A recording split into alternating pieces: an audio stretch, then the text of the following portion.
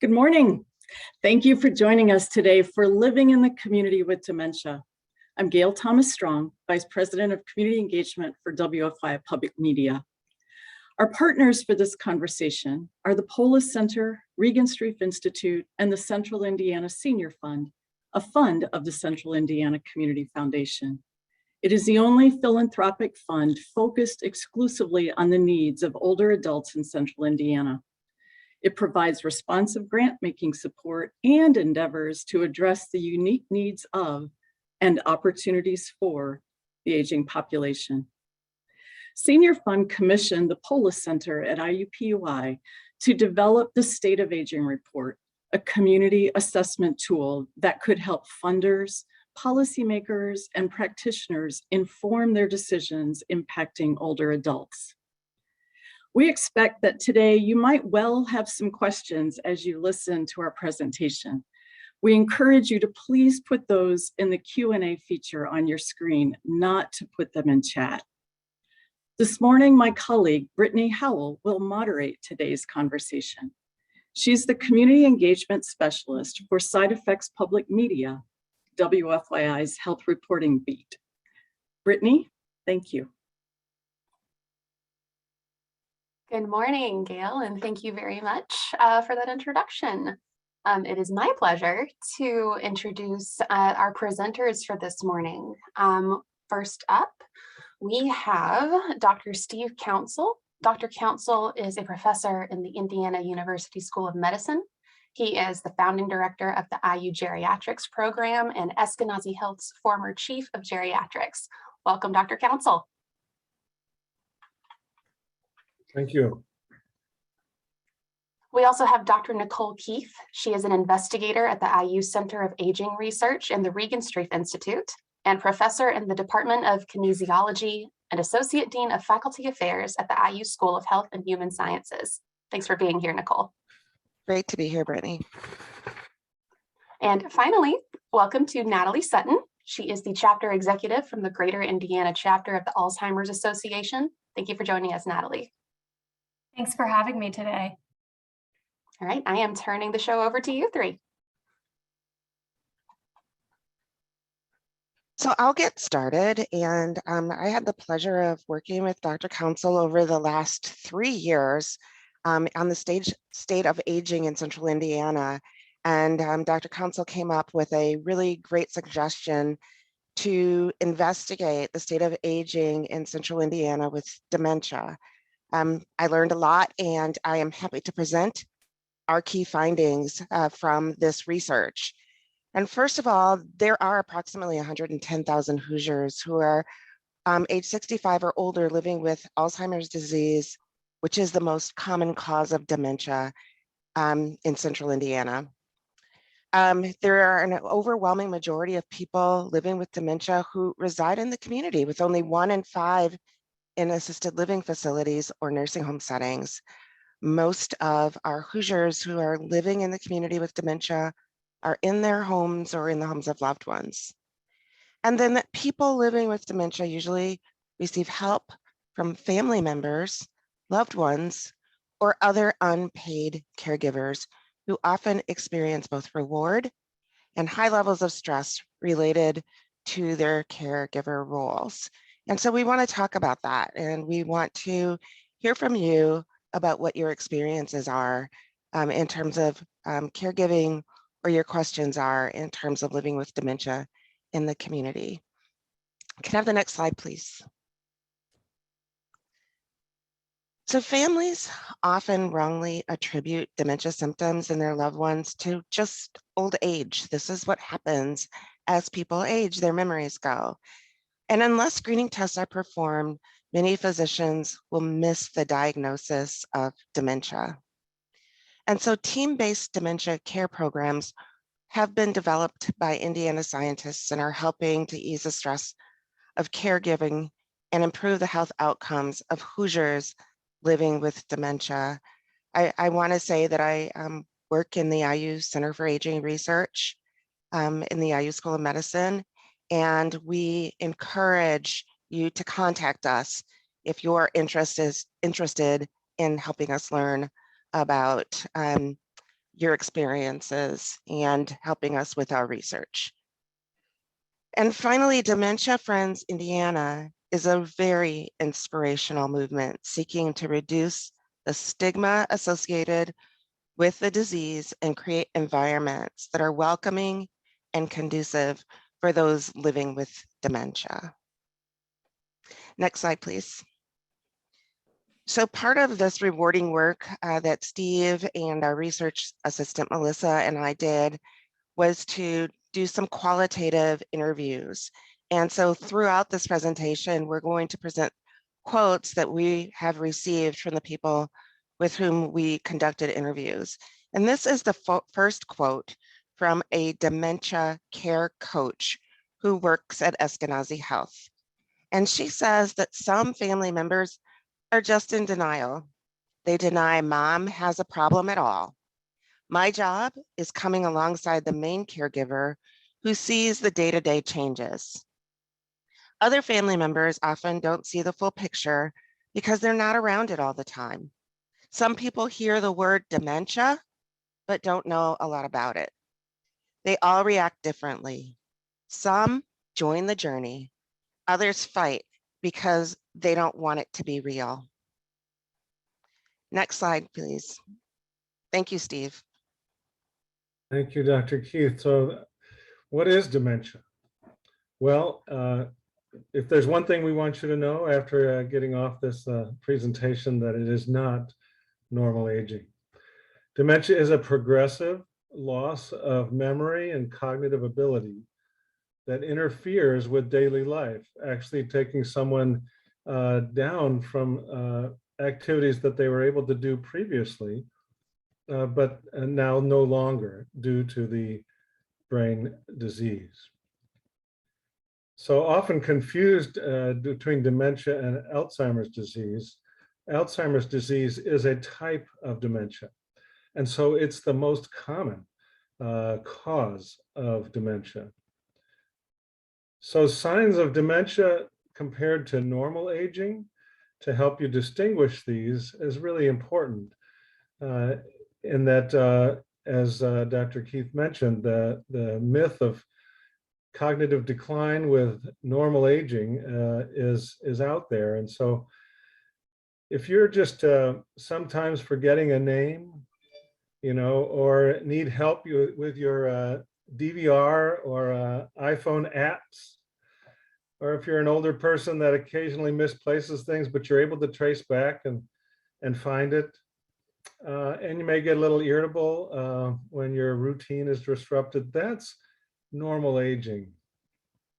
But if you start to forget recent information, like who you talked to on the phone earlier that day, or difficulty completing daily tasks, so cooking a familiar recipe and now that's not possible, or losing things and not able to find them, and actually sometimes blaming others for taking them. And finally, mood changes, you know, being withdrawn or depressed or agitated. Next slide. So the other point that Dr.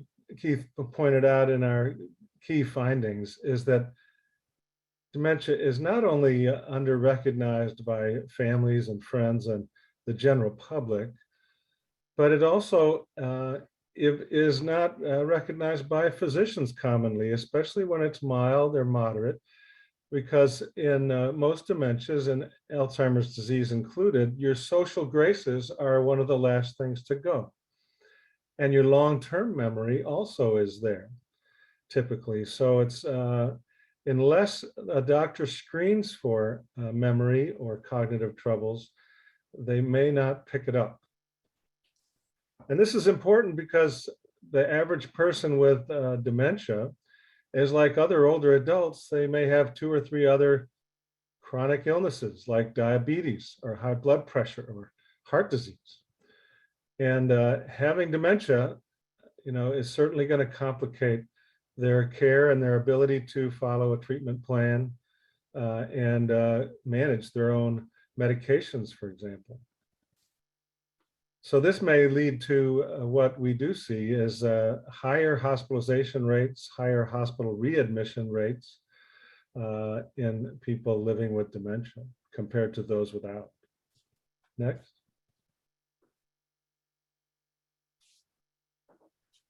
So hopefully I've communicated that's really critical to have dementia symptoms evaluated. This is not normal aging, and even though the most common cause is Alzheimer's disease, there are other things that may be causing memory or cognitive problems that can be reversed and treated or helped. And so we want to definitely look out for what might be causing those dementia symptoms.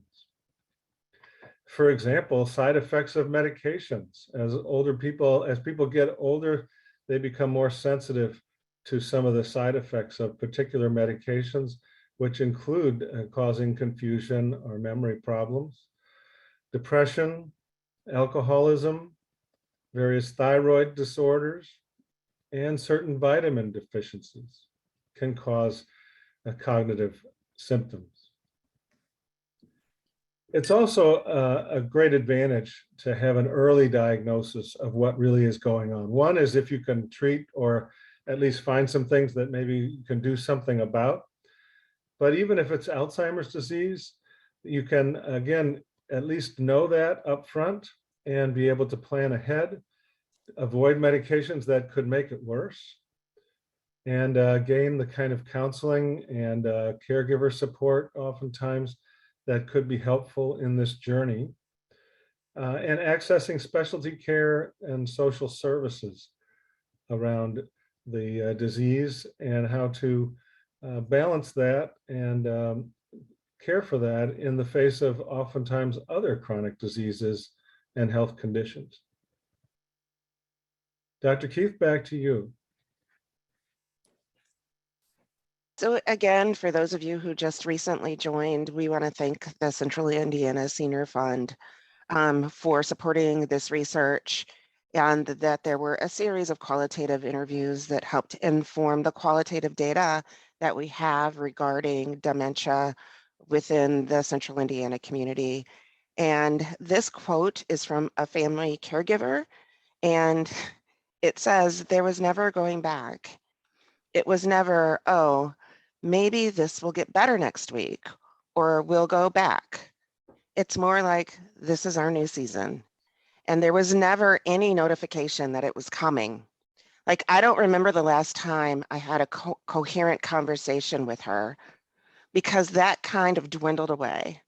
I don't remember the last time she said my name, because I didn't know it was going to be the last time.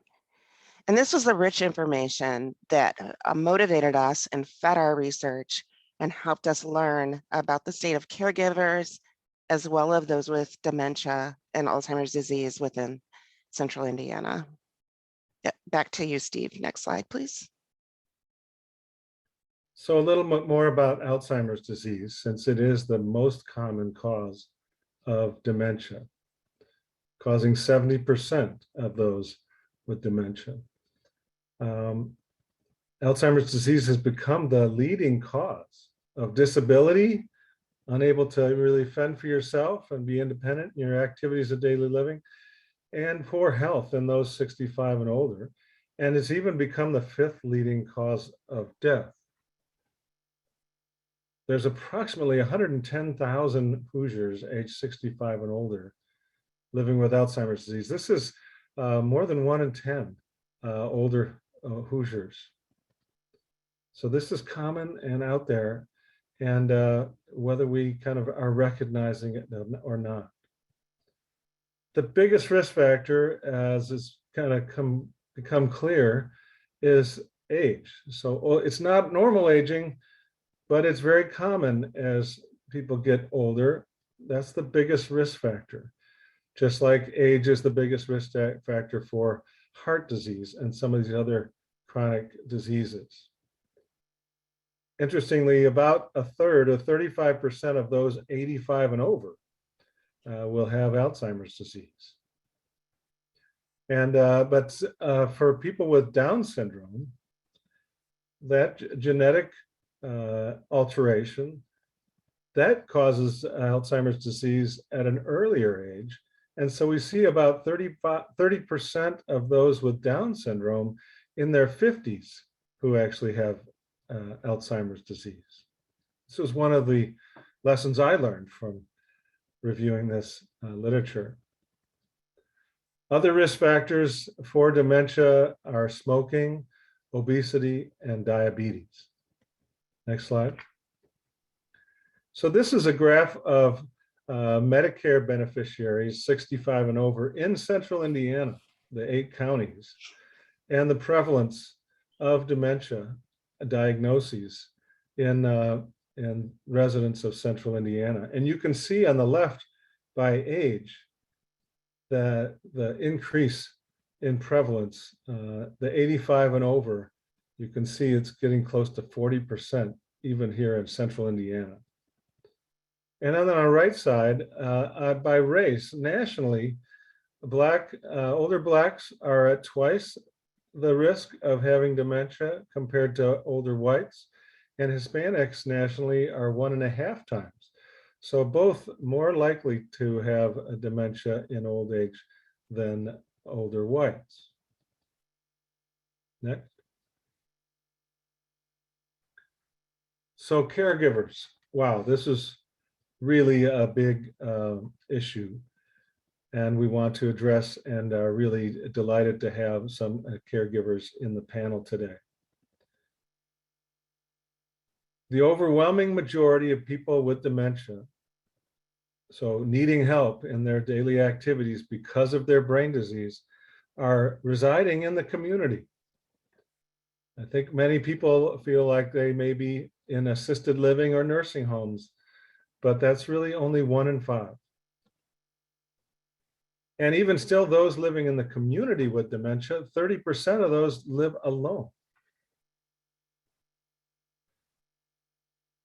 Now, over 90%, so almost invariably, people living with dementia do have a caregiver, an informal or unpaid family caregiver, friends, and such that are helping them out with those daily activities that they're no longer able to do for themselves. Many of them don't self-identify as caregivers, as we might hear more about in the panel discussion. But interestingly, for caregivers of people living with dementia, oftentimes this is the long haul.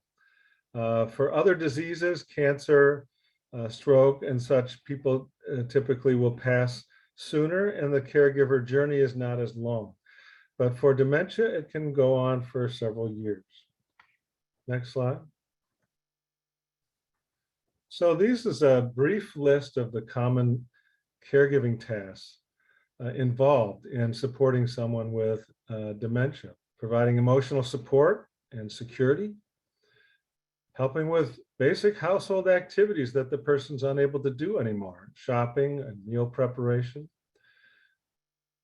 With advanced disease, really starting to help out even with bathing and dressing. Behavioral symptoms may occur later in the disease as well: repetitive activities, anxiety, and as many of you may have heard, wandering. Addressing family issues and decision-making around care supports and living arrangements. This is a huge struggle oftentimes for caregivers and families, and looking out for their loved one. Finding and coordinating support services, hiring and supervising those people who are coming in and assisting with care, and then helping out with medications and doctor appointments. Next slide. So you can see there's a lot involved, but our finding is clear that caregivers take great satisfaction oftentimes in their caregiving role, but they also can have very high levels of stress. Caregivers frequently report satisfaction about the positive feelings they have for being together with family and helping others. The high levels of stress you can see from the multiple caregiver common tasks that I just listed, and those problems typically get worse over time. So people need more help over time rather than less, as you're caring for a child who becomes independent in their activities of daily living. And here we have the reverse happening. Tasks can also be very personal and intrusive, helping with bathing and incontinence, and the challenging behaviors of agitation and sleep disturbances. And most often, caregivers feel inadequate, not having the kind of information or skills that they may want to have to help support their loved ones. Interestingly here, even though Black caregivers report greater care demands by their loved ones with dementia, they also report, though, more positive aspects of the caregiving role.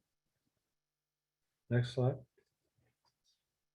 So this is over to Dr. Keith for another quote.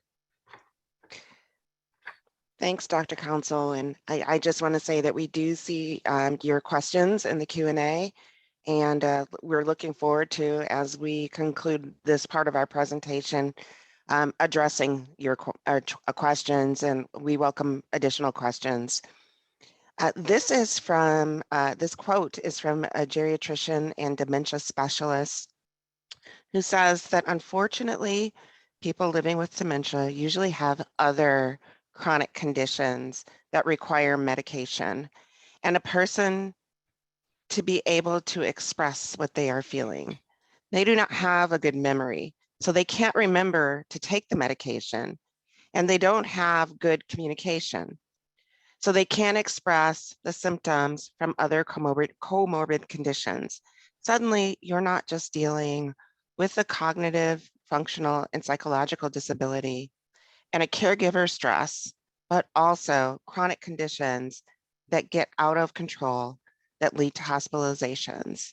And this particular physician, who's a geriatrician, has been working in the community with older adults for over 20 years and is very experienced and was really inspirational in helping us pursue solutions to the question of what do we do to help people with dementia and their caregivers in Central Indiana.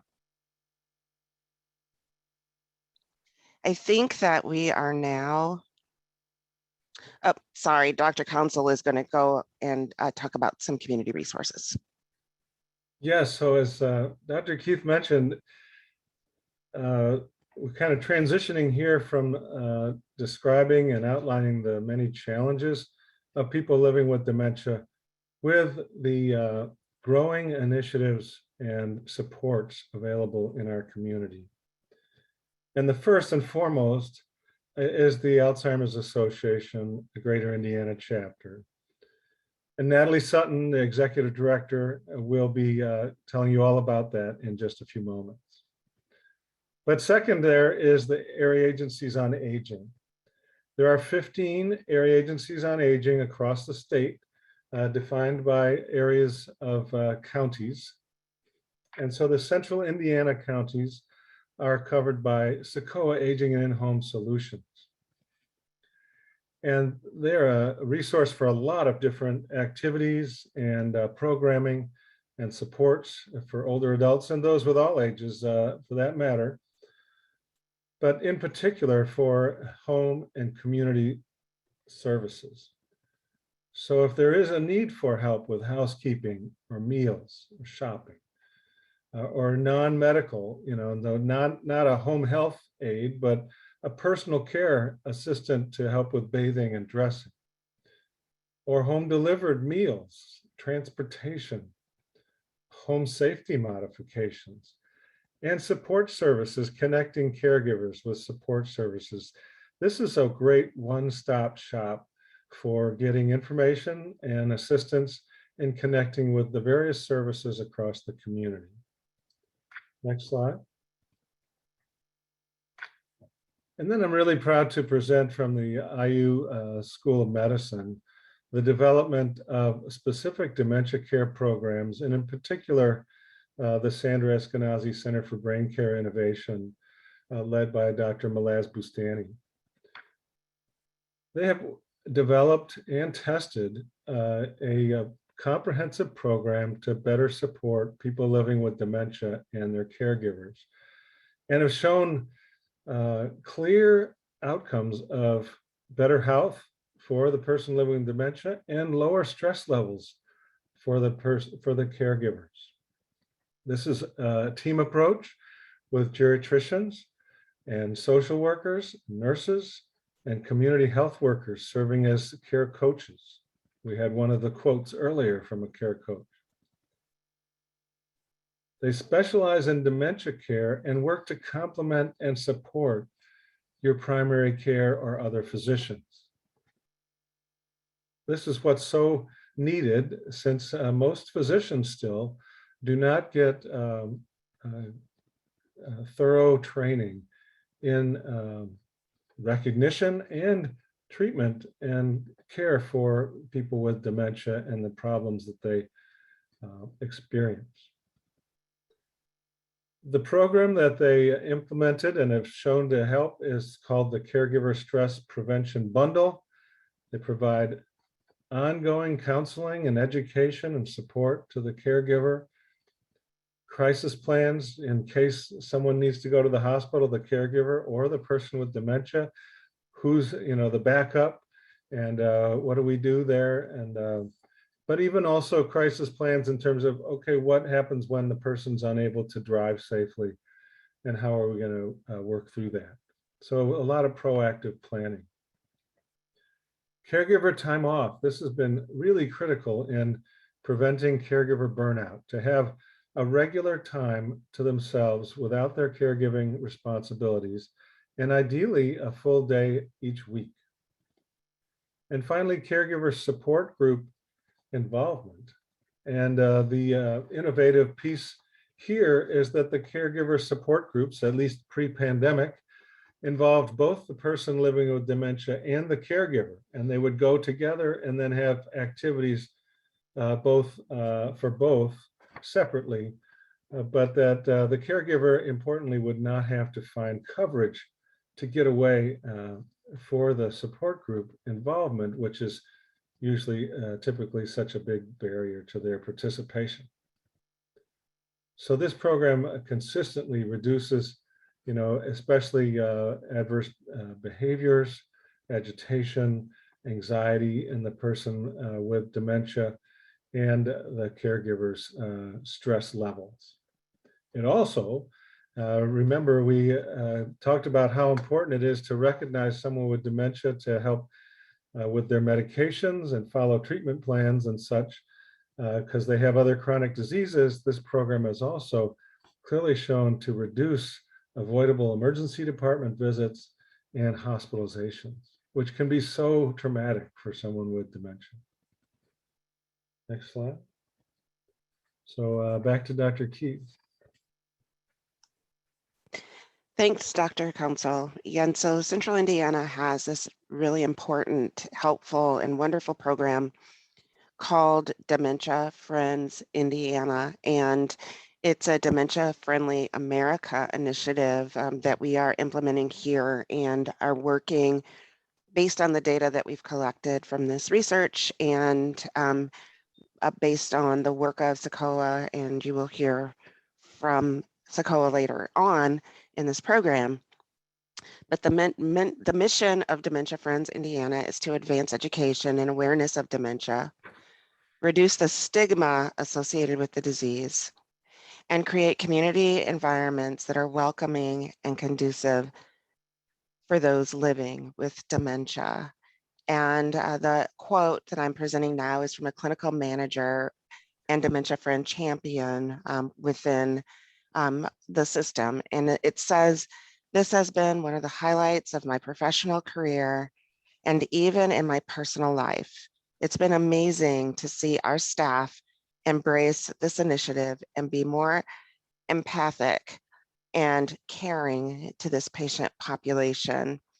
And so we're really excited about our panel and hearing more about dementia-friendly businesses and environments and how we can make Central Indiana a more dementia-friendly place.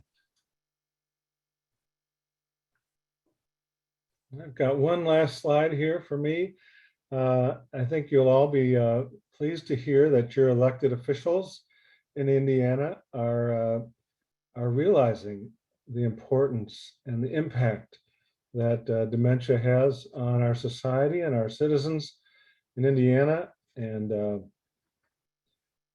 just last year, in the 2021 legislative session, the Indiana General Assembly made it law for Indiana to develop its own dementia strategic plan and have an annual report reporting on its progress.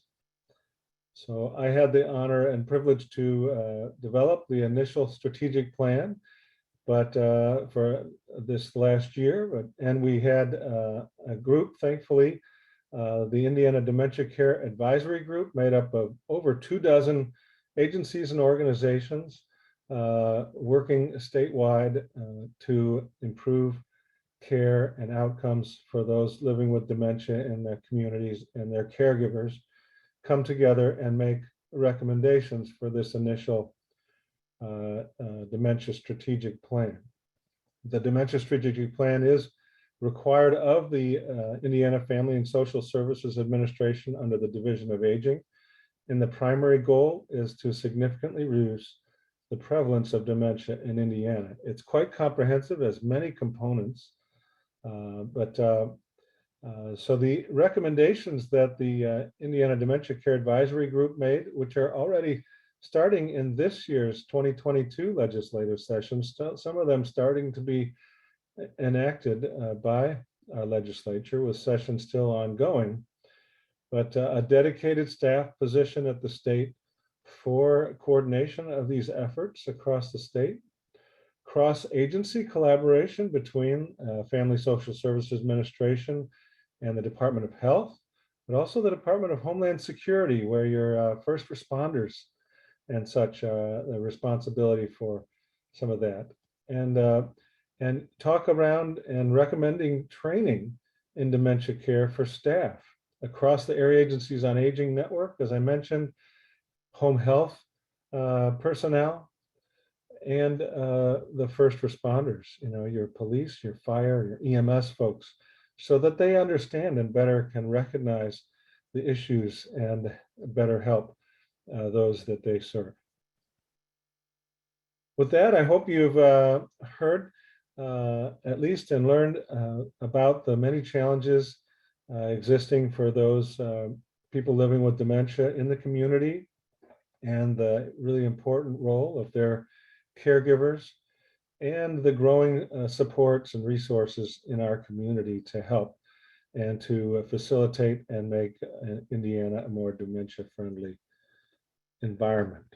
So with that, I'm going to hand it off to Executive Director Natalie Sutton from the Alzheimer's Association. Thanks, Natalie. Well, thank you, Dr. Council and Dr. Keith, for your passion and interest and focus on this really important topic. Personally, I think much of the research that you've shared resonates with many of the families that we serve at the Alzheimer's Association, but also resonates with my own family's experience with dementia. I joined the team at the association 5 years ago, very shortly after my grandfather passed away with vascular dementia. And my grandparents were married for 60 years before he passed away.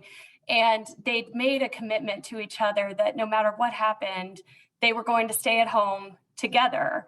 And so as the dementia progressed, that obviously became more and more difficult, but we all supported my grandmother in keeping that promise. And I think that their experience is just reflective of so many aging Hoosiers. We want to be at home. We want to be in the community. We want to be in our family. And unfortunately, at the time, my family was not aware of many of the resources that exist through the Alzheimer's Association, other community organizations, and the AAA network, I've since, of course, become very familiar with those resources, and I'm very passionate about raising awareness of those resources so that families know that they don't have to embark upon this journey alone, that there is help, that there is support. So that is some of what drives my own personal work at the Alzheimer's Association. At the Alzheimer's Association, our ultimate vision is a world without Alzheimer's disease and all other dementia.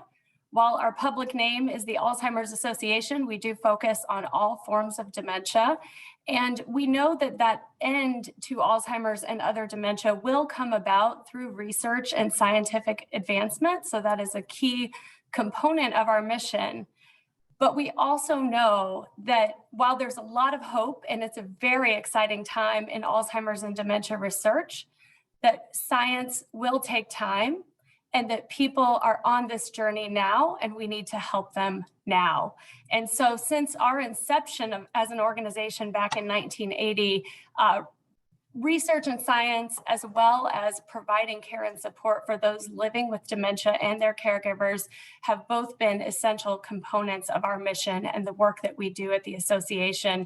And just a couple of years ago, we actually updated our mission statement to include a component around risk reduction and early detection as the science has caught up and really demonstrated that those are also important components of putting an end to Alzheimer's disease and other dementia. Next slide. We pursue our mission at the Alzheimer's Association through 6 pillars of our strategic plan. I've already touched briefly on 2, which are enhancing care and support and accelerating research. We're also very focused on increasing concern for the disease and awareness of the association and the resources that exist. To that end, one of our annual projects is a publication of the most current facts and figures. That publication was actually cited a number of times in the research brief, and you can expect to hear more from us each March when we release those updated statistics. We're also really focused on advancing public policy. We know that our government and our public agencies have a role to play in easing the burden of this disease for those who are impacted. And we, through a volunteer advocacy program, really push on those public entities to make sure that our public policy is supportive of our constituents.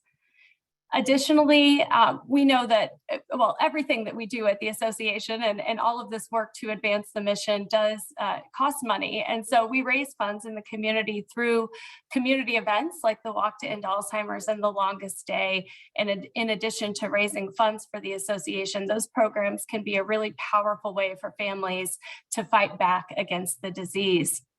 And finally, I do want to mention our 6th pillar, diversity, equity, and inclusion, which also underscores each of the other 5 pillars and is really at the core of everything that we do at the association. Unfortunately, diverse populations are adversely impacted by Alzheimer's disease and other dementia. And we also know that that maybe we're not serving enough of diverse populations. And so we are very focused on keeping health equity at the core of our work and doing a lot of work around that topic. Next slide. The Greater Indiana chapter here, kind of headquartered in Indianapolis, is one of 75 chapters of the Alzheimer's Association throughout the country. We serve 73 of Indiana's counties. There are some other chapters serving those additional Indiana counties that the Greater Indiana chapter does not. And we partner with those other chapters. And you know, what I think is really important about this slide is that while we have 21 staff reaching out to people in those 73 counties, it is really the network of over 400 volunteers who deliver this mission through education and support services, who advocate, raise funds, and really connect others in the community to the services of the Alzheimer's Association. We are reaching currently about 6,000 Hoosiers each year with care and support services. That's a lot of people. And we know that we're having a really important impact, a really valuable impact on those families who we serve. but it's not enough. And so I think our number one priority at the Greater Indiana chapter and really association-wide is to scale our programs to reach more people based on the growing burden of this disease. And we know that that will be accomplished through partnerships in the community, as well as growing that volunteer network. Next slide. I want to shift into a brief overview of some of the services that we do offer for those living with dementia and their caregivers. And I won't go down the list, I'll allow you to read it. But there are two really important points that I want to share here. First, the Alzheimer's Association does not bill for any of our services. Through the generosity of our community, all of the programs and services that we offer are completely free of charge and accessible to all families and all communities. And second, we have not mentioned the pandemic at length in today's webinar, but the last 2 years have been extremely difficult, a very challenging time for those living with dementia and their caregivers. And at the association, we have ensured that our mission has continued while we're also providing, we're also prioritizing the health and safety of our constituents. And so many of these programs have shifted to being provided in a virtual capacity. We're very hopeful that we will be able to safely bring people together in communities very soon. But at the same time, we will offer these programs in both ways, in person in the community and also virtually. And I do want to highlight a few key services. Next slide, please.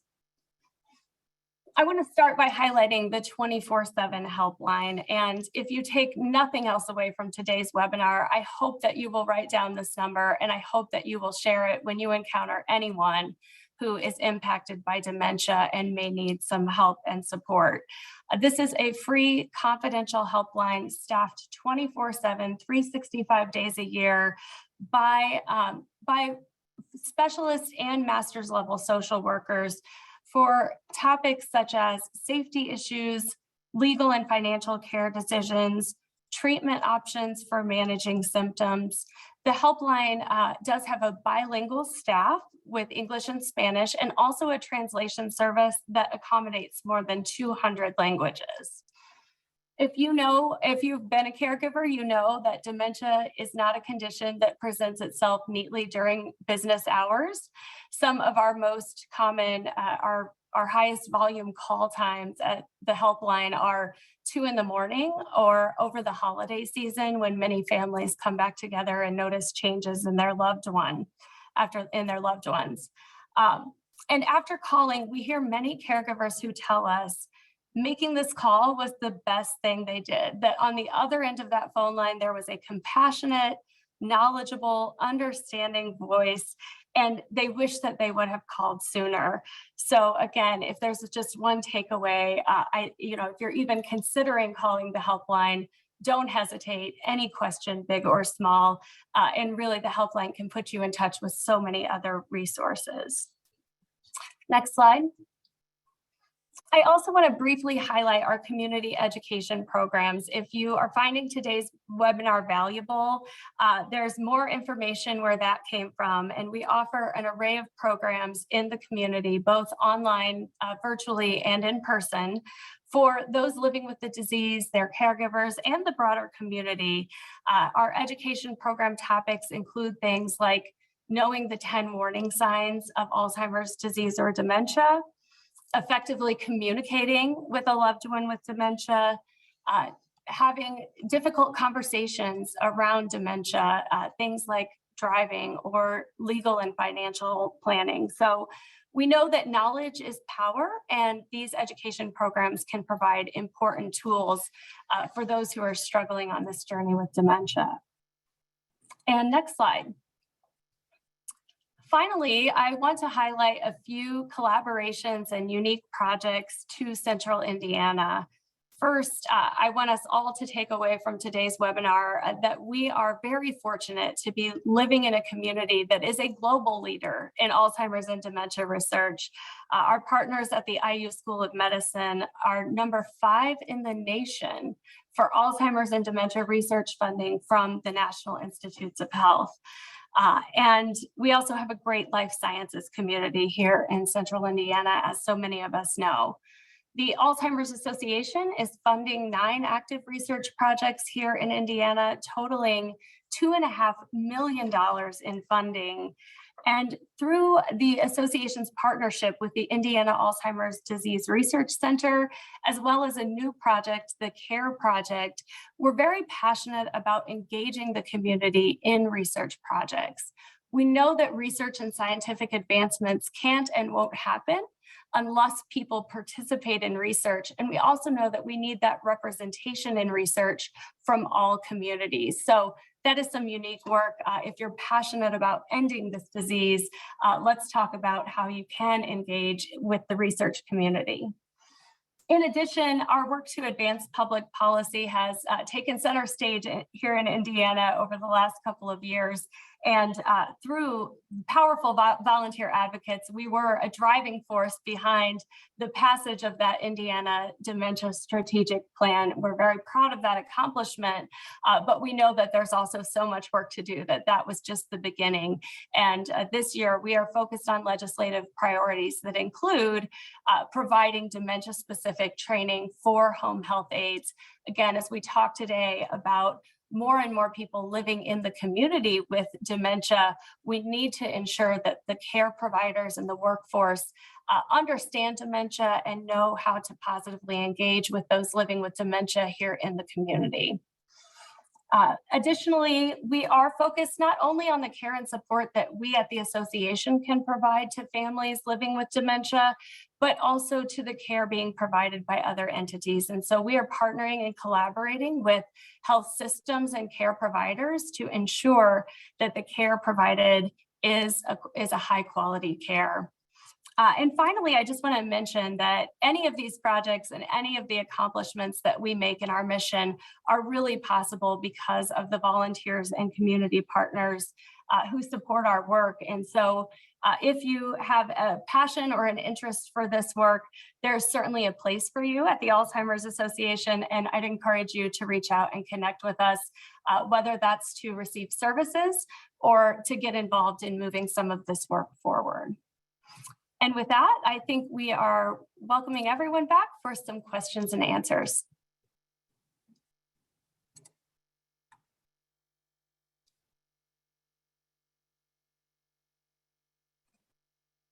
Yes, thank all 3 of you for that presentation. That was so thorough and informative, and I think really helpful for the people in the audience. For those of you who were following along and taking notes, this presentation is being recorded.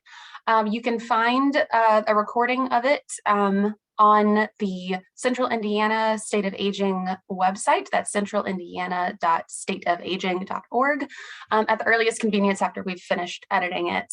The slideshow that accompany this presentation will also be available at that location. So you'll be able to check back to some of the resources because there were so many of them, which is great. And you'll be able to access that at your convenience. We're going to go ahead and jump straight into some questions from the audience.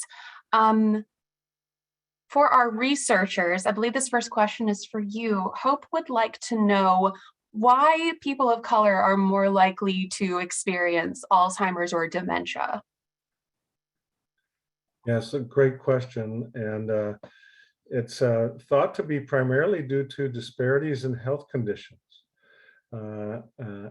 Older Blacks and Hispanics will have diabetes or cerebrovascular disease, strokes, things, hypertension, those kinds of diseases potentially more often, and the health care that they receive may not be as robust as older whites in general.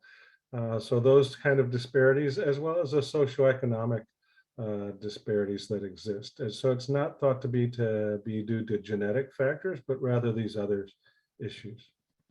And I would just add to Dr. Consul's comments that we really focus on the social determinants of health. And so where people live, where they work, the type of education they receive, all contribute to these health disparities that lead to chronic conditions that are also influenced, that also influence dementia. And so it's absolutely not genetic. We are very convinced of that, that it is absolutely due to other social determinants of health that have more to do with lifestyle and environment than have to do with genetic condition. How do you begin to go about making that more equitable for people? So this is what I like. Dr. Council talks about how policy is going to change this problem. And I think that Natalie will also can contribute to this comment, but I always say, so it's so much bigger than us. And so we can do the research and we can demonstrate the data that show this is happening, but we really have to change policy systems and environments in order to influence how people age and how people age well. And we started out by saying dementia isn't normal aging. It's not. It's more about how we can create environments that are conducive to healthy aging, and that starts with policy.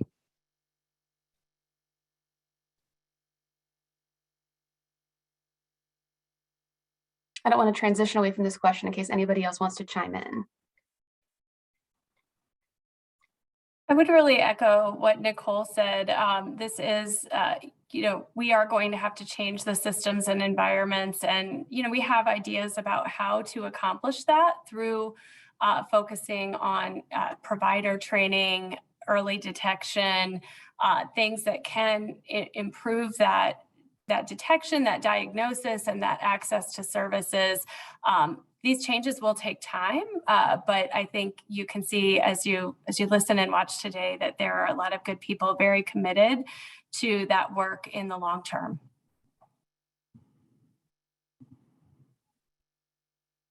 Thank you. Natalie, I think this next question may be for you. Kathy would like to know, is there any data and/or programming specific to people who are experiencing homelessness in the context of dementia or Alzheimer's?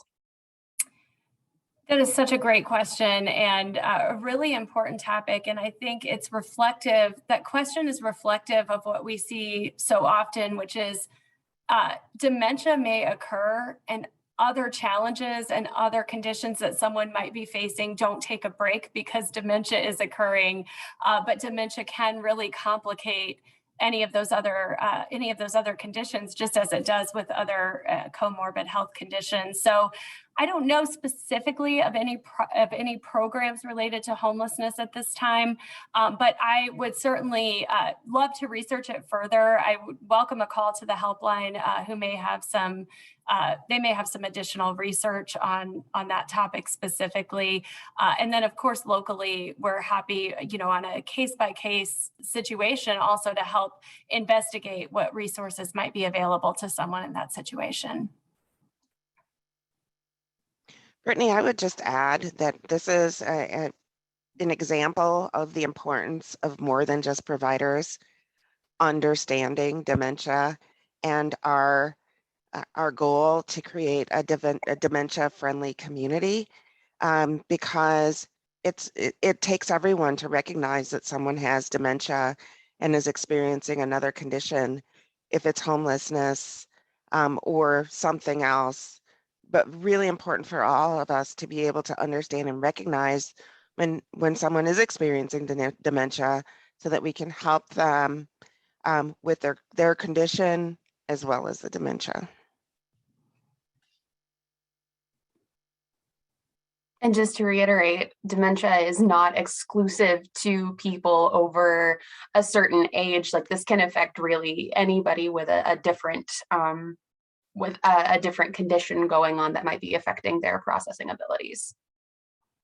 Absolutely. And there's also, early onset Alzheimer's or earlier, there are conditions that can cause dementia earlier than the age of 65 as well. We focus primarily today on what occurs after the age of 65. But I think it is important for us to be aware that this is not only an aging condition, and in addition to that, with the impact on caregivers, many of those caregivers are employed, participating in the workforce and in other community organizations. And so we need to be mindful of the impact that the condition also has on the caregiver, and know that this is something we can see every day in any setting.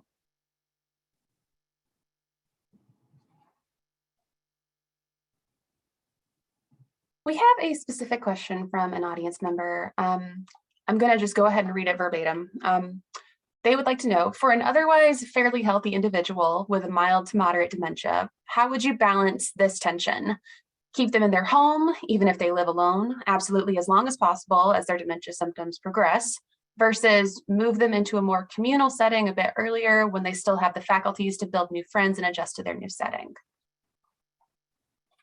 This is a really excellent question and very thoughtful, and really gets to the bottom of the importance of our discussion today is, first general awareness by everyone, and about the disease and about the how the condition progresses, and thus allowing people even before they have it or discuss with their families, if they would get Alzheimer's disease, how they would want to live and what they think might be best for them.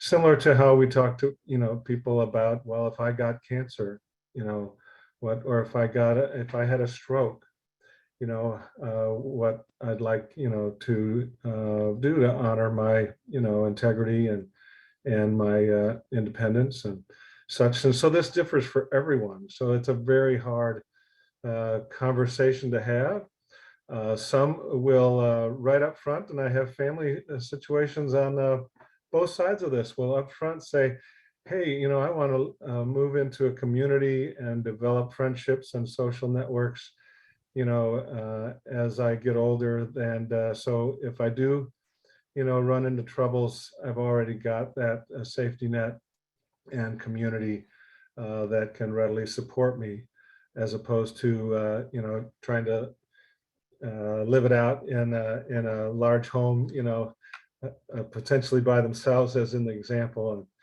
there and independent. But you have it on the other side. So I think the sooner, people are more aware of the disease, that it's not normal aging, what the regular course is, that early diagnosis, so that you can plan ahead while you do have some of your faculties, and discussing, with your family, your desires and preferences and goals for your quality of life. Thank you. We are getting so many questions, which is wonderful. I'm going to ask one that's a follow-up to a previous question we received, and then we're going to transition to the panel. The panel should be able to tackle some of these questions, so please keep them coming in the Q&A, and we will do our best to work as many of them in as possible. But as a follow-up to our question about health disparities and the fact that the prevalence of dementia in communities of color is not genetic. Someone would like to know, did you say dementia in general is not genetic and it's more related to lifestyle and environment? Could you clarify what you meant there? So I'm waiting for Steve because he is the geriatrician, he's the physician, but yes, that is what I said. And it is really important for people to understand this is not normal aging. And while chronic disease could have genetic effects, we know that behavior will influence health outcomes more than anything else. And then the second influence, largest influence on health outcomes is environment. So we have environment and we have behavior. Yes, there can be a genetic influence, but based on where you live and what you do in terms of nutrition, exercise, sleep, other health behaviors are going to, what medications you're on, which are also influenced by your chronic disease. So if you don't have chronic disease and you're not taking medications and you're sleeping and you're exercising and you're eating well, that is going to improve your brain health. And if you think about, we're all aware that heart health is influenced by behavior. The brain reacts to behavior in the same way the heart reacts to behavior.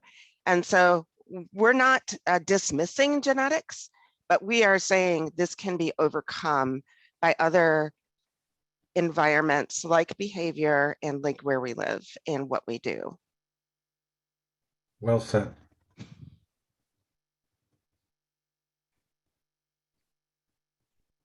Before we transition to the panelists, any final thoughts? I'll just really appreciate everyone's participation, and we are grateful to the Central Indiana Senior Fund for the opportunity to conduct this project, and we look forward to the panel. I would just say one more thing, Brittany. I'm going to give one more plug to the Indiana University Center for Aging Research. We're working on these problems. We have been for decades, and we encourage you to engage with us, to participate in our research and to continue to ask questions. We want to make Central Indiana a dementia-friendly place.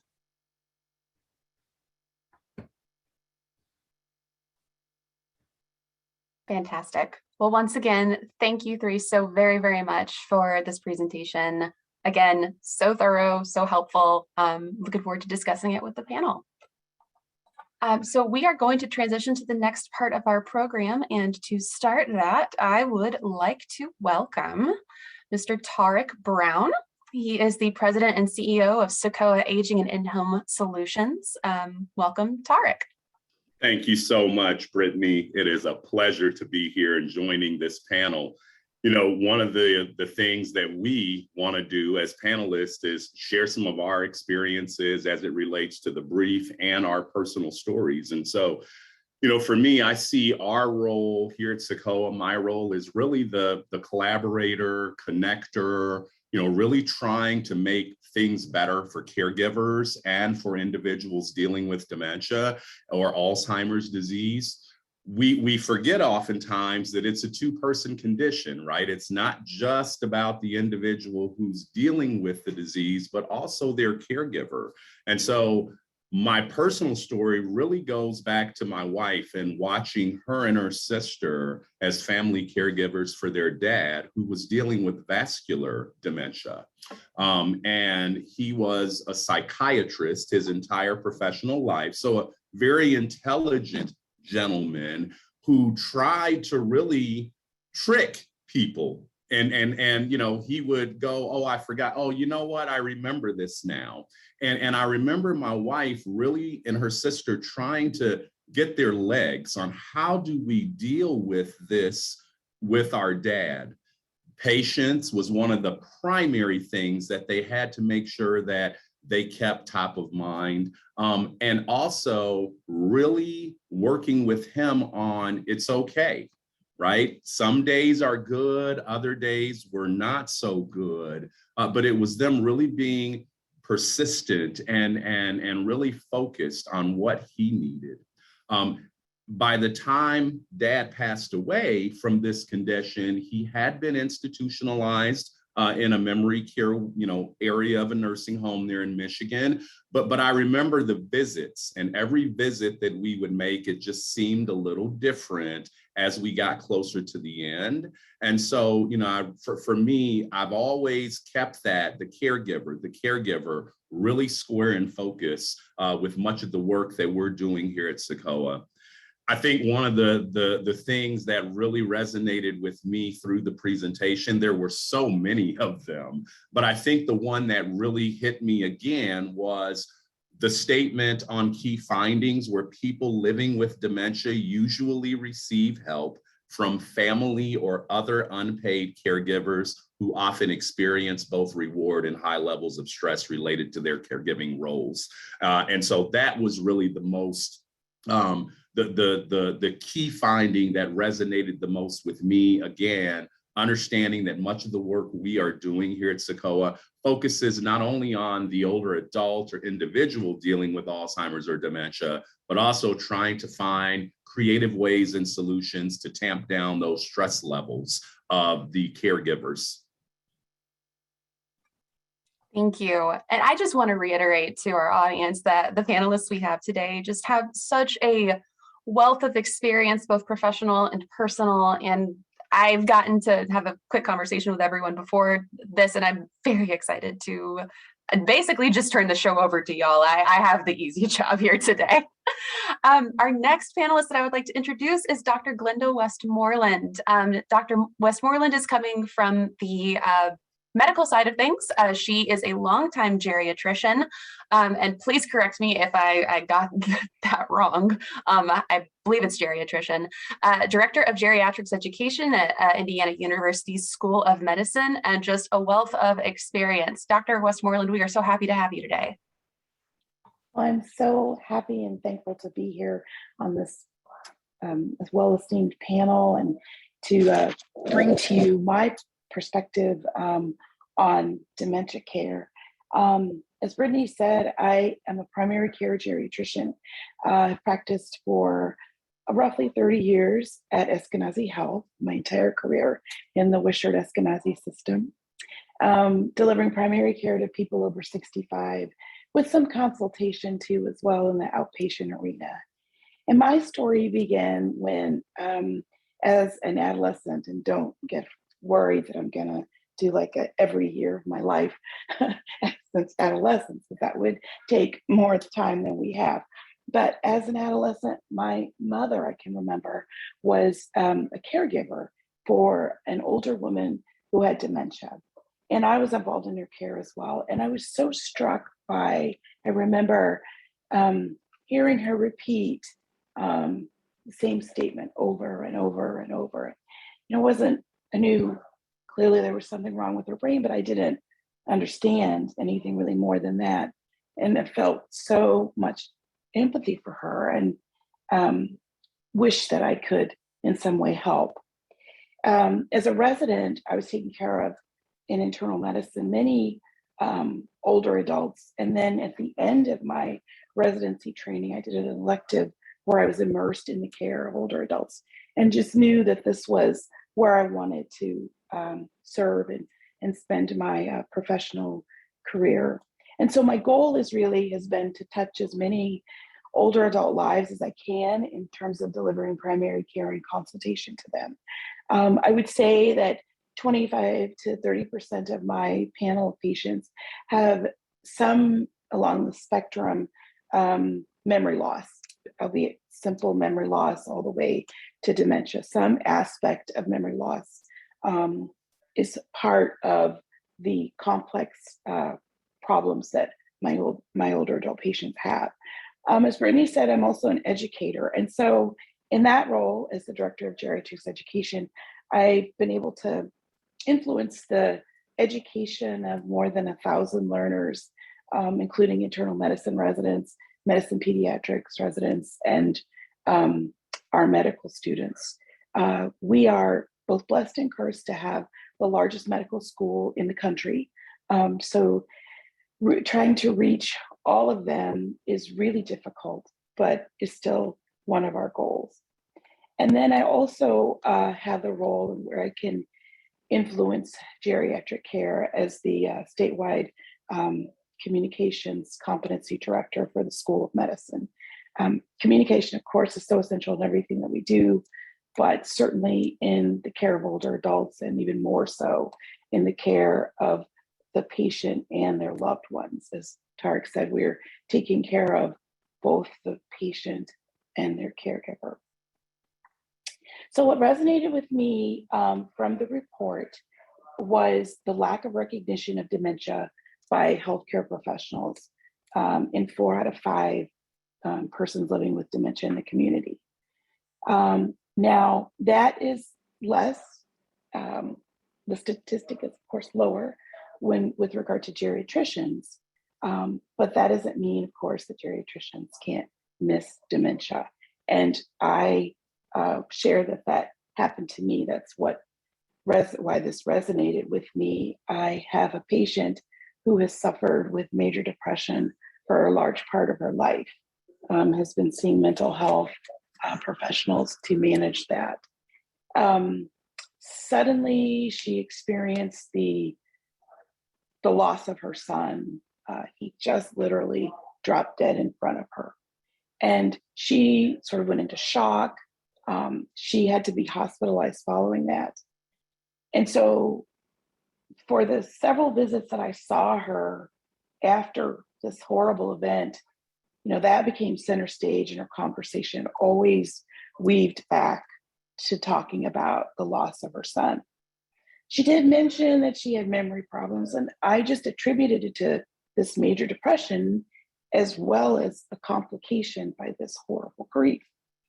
Well, it wasn't until her home health aide, provided through SACOA, came with her to the last visit and said, I want you to know I've been with this lady since November. I'm with her 5 days out of 7, and she is not the same woman that I saw in November. She has changed drastically. She said, if I had to rate dementia or memory loss, she didn't say dementia, memory loss on a 10-point scale, where 10 is perfect cognition, she has dropped to a 5 over the course of, since this November of 2021. And so I realized this woman has progressed into dementia. And we did screening that supported that. But initially, my belief was that her depression was the cause of her concern about her memory loss. So geriatricians too can miss that. But we have the tools and the training to identify dementia, and the tools to try to come alongside of the families and support them and help them in their journey of caring for their loved one. Thank you, Dr. Westmoreland. I'd like to introduce our final 2 panelists. We are very happy to welcome Catherine and Kyla McIntyre. Catherine and Kyla are a mother-daughter team with about a decade or more of caregiving experience for Kyla's grandmother. I will let them tell their story and introduce their loved one in their own words. Thank you, Brittany. I'll kick it off. Good morning, everyone. It's really nice to be here. My name's Kyla. And while my day job is technically serving as the Director of Development for the IU School of Education, I would argue an equally significant part of my identity is being a caregiver for my mother, as Brittany said. Just a little bit of her story, when I was in high school, she was diagnosed with Alzheimer's. And so for the past about 15 years, we have been committed to providing her the best care possible in her home.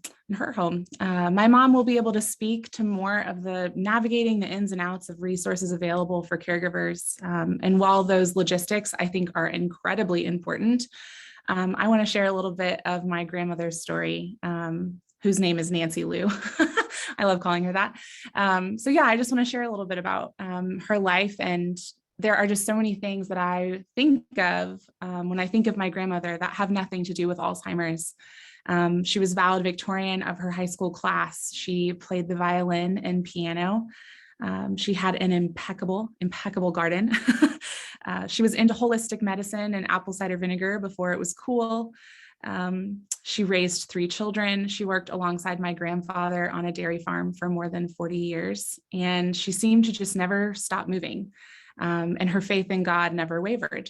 Thankfully, Alzheimer's hasn't taken everything from us. We have to remind ourselves that. She still has some sass in her eyebrows. We get some eyebrow movements from her these days, a smile if we're really lucky, and we get to give her a hug when we tuck her in at night to bed, because her bed is on the other side of my office door, which is a blessing.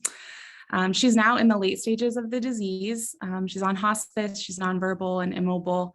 And the nonverbal part is the newest stage for us. It's quite the adjustment. I say this because I'm sure there are caregivers here this morning who have or are currently or will be taking care of someone they love, and those days are long. Referring back to that earlier part of the presentation, there's a balance between reward and stress, but during those less than glamorous moments, which we all know what I'm talking about, I lean on those memories of her before the diagnosis. And whether that was we were on the farm with each other, in the kitchen cooking, or at church, or even when we were in the car, and she would always ask me to turn the radio down because she couldn't see where she was going, which is one of my favorite quotes from Nancy. But yeah, it's just not easy for full-time caregiving, and it can be all-consuming. But I think when we take a moment to kind of pull back and remember why we do this, it makes it more worth it. But I'm gonna hand it over to my mom now. Thanks. Good morning. I've learned a lot in this presentation. So as a caregiver, I'm Catherine McIntyre, these days known as Nancy's daughter when hospice or home health or SACOA caseworker, anybody calls, I'm Nancy's daughter. So I want to talk about the earlier stages and how you recognized it. And for us, our recognition was when my mom, as Kyla said, was an amazing cook, and we would have huge Christmas or Easter and holiday dinners. And it was an Easter Sunday, probably about 16 years ago. We all show up for Easter lunch and nothing's done. Nothing's started, nothing's done.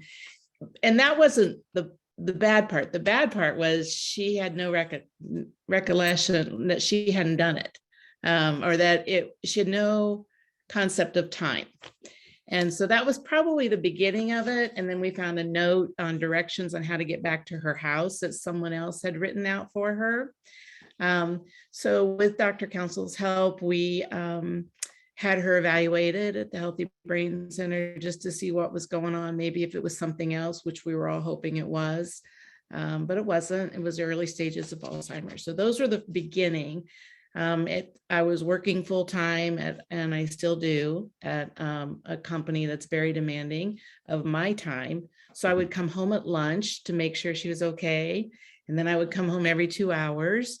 Then we started leaving notes because the wandering stage, I would put notes on the door. I couldn't just put stop or don't open. I had to put why, because she knew she had Alzheimer's, but she wouldn't think it was advancing. And so we had hot and cold notes on water. We had what was for lunch in the refrigerator. Then we started doing itineraries. We had a board where we said today is Monday, December 15th, and one task. And it slowly progressed into more, and to the point where I was almost to my breaking point. And I think it was a godsend. I'm walking by the cafeteria at work and there's a SACOA stand sitting there. And it had to be, because normally I just walk right by that kind of stuff. And so the lady at the SACOA, I said, so what is this? And so she was explaining all this to me and I'm like, oh my gosh, this is what I needed. So they helped me with paperwork, which I was kind of shocked that they were. So I was able to get work hour help pay to help someone come in the home and pay so I don't have to come home every 2 hours. I have a really good friend that was doing substitute teaching, and she started driving her to water aerobics every day because mom couldn't drive anymore. And it just all progressed. But without SACOA turning me on to all the Alzheimer's research, I did so much research on what to do to help mom sustain a normal lifestyle as long as possible, playing the piano, different things that I knew would help, because she was healthy. She didn't have diabetes. She didn't have high blood pressure. She went to water aerobics every week, 5 days a week. She walked as long as I remember on the farm. We would take 3-4 mile walks. She didn't have all the conditions health-wise that would lead up to this. So anyway, I attribute and this was 16 years ago, so 15 years ago. So a lot, I think they've come a long way in 15 years because this wasn't all out there to the extent that it is today. But I contribute a lot of it to SACOA. Research, understand it, go to their world, because, I tried to take as many vacations with her before it got too bad. And, they keep asking the same question over and over and over. So on the vacation, you do a daily itinerary. And instead of answering 15 times where you're going that day, you could just show her the booklet. Oh, we're going to the Hertz Castle today, and we're going to look at the gardens. And she could still read. So it made her feel her integrity was still intact. She wasn't feeling like she didn't know what was going on. So I think that helped me as much as it did her in the beginning stages. I think that's in a nutshell. God bless you if you're taking care of someone that you love, because it's been as much for me, and I will have no regrets because she would have done it for me. She was my rock. Thank you. Thank you so much for sharing that story. Sure. Something you said made me think of a point that Dr. Council hit on earlier in the presentation, which sort of, I always have a hard time verbalizing this, but finding a way to, I guess, involve your loved one who is living with dementia in their own care before they lose their decision-making capacity, and care becomes something basically done to and for them rather than involving them in the process. How did you manage that? What is the best way to do that before a loved one's condition progresses so far that you can't have that conversation anymore? You mean as far as helping them dress themselves and we labeled everything. So we had, well, what do you do for your 2-year-old, your 3-year-old, your 4-year-old? I mean, the puzzles and we had everything labeled as socks, underwear. The smallest things, mainly for us and also for caregivers too. But so she could shower by herself, we had to label the water because she would burn herself. Otherwise, she wouldn't know the difference between hot and cold, little things like that. And it's going to be different for everybody. You're just going to have to, had we not moved in here after Easter to when we realized she needed somebody here, it takes a lot of observing because they're very good at masking it. And I don't know that she was trying to hide the directions on how to get home, but I don't think she remembered that she had the directions to get home.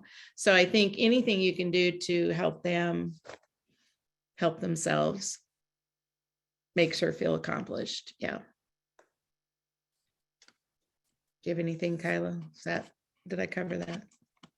No, we, in the early stages before things really got to where they are now, no matter who was here, we did not have the TV on until about 7 o'clock at night, which it requires more from the caregiver for that, right? Just like with kids, it's easy to kind of let them zone out on screens. And we just really we didn't want to write her off yet.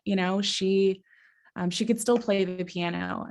Granted, at one point she was just down to the right hand instead of right and left. And then it became just one song. And then it was kind of like, okay, just like 8 bars of the same song over and over again, but I feel like, we were doing puzzles, 1,000 pieces we started with, then we were down to 20. And then we were down to sort of like toddler kind of matching up or any sort of dexterity activity, because she used to sew. So we would do these lace ups with her that were, that we're able to kind of trigger some of that long-term memory that Dr. Council mentioned, right? It's there for the longest, the long-term memory is. So anything we could do, like pulling weeds in the yard, she loved to garden, like I said. So we would allow her to kind of just play in the dirt, which for a caregiver, right, that can be, you might have to have another shower right after that, or like anything that is just allows them to sort of be who they were is always a good idea, even though it's usually more work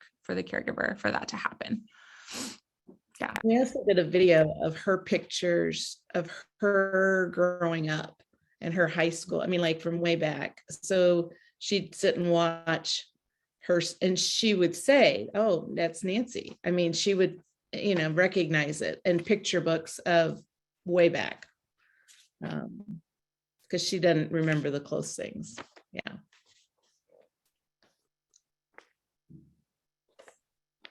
Tarek and Dr. Westmoreland, there is no easy way to have the conversation with your loved one that they might have dementia or Alzheimer's. How do you even begin that conversation? And what resources exist to help you have that conversation, to help you get that process started? Yeah, that's a great question, Brittany. For me personally, I would say you've got to approach it and meet them where they are, right? So recognize and understand that something could be off, and that should lead how you interact with them. It's not to say, you forgot to take your meds today. It's to say, hey, I've noticed that these are still sitting here. Let's talk about this, right? Let's have a conversation to try and determine what has happened, and then try and bring them back to getting them to actually take that medication, because we know that they need it. So I always try and meet people where they are, but you've got to recognize that something exists. Something is not quite right. And one of the resources that I love here at SACOA is the Dementia Friends Indiana movement, right? This movement, I remember when I first came here and started my role, I sat through one of the training sessions. And I remember it was kind of like I had blindfold on as it related to dementia and Alzheimer's disease.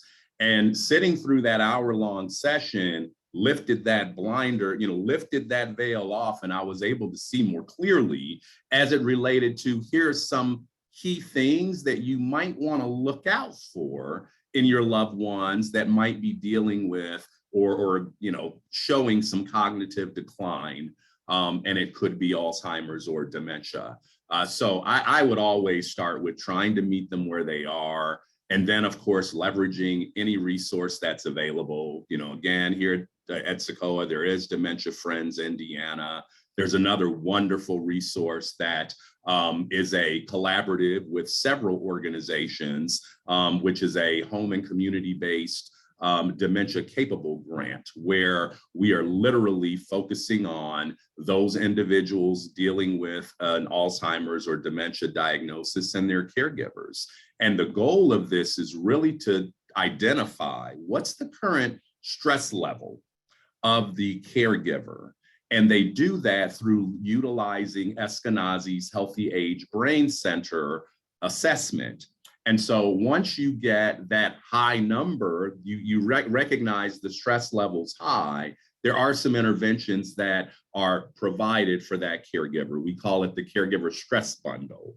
And some of the things that might be in there is, it might mean that the caregiver needs an extra respite break, right? Because we do know that family caregiving, after it does take its toll on us, on the individuals. And so really being mindful of that and trying to find solutions to help reduce that burden, that stress level, is critical. And that grant, we've seen some great successes. One example in particular, we had an individual who had a really high stress level, 30-ish, 26, 27, which is really high. But within 30 days, we saw that 27 drop to 14. And then we saw it drop a little bit further. That's great outcome, right? That means that we are really focused on both individuals dealing with this diagnosis. I'm sorry, I'll go on and on. So I'll stop now and allow Dr. Westmoreland to chime in, because I'm sure she's got some great insight to this as well. Oh, thank you for that, Tarek. That was all wonderful.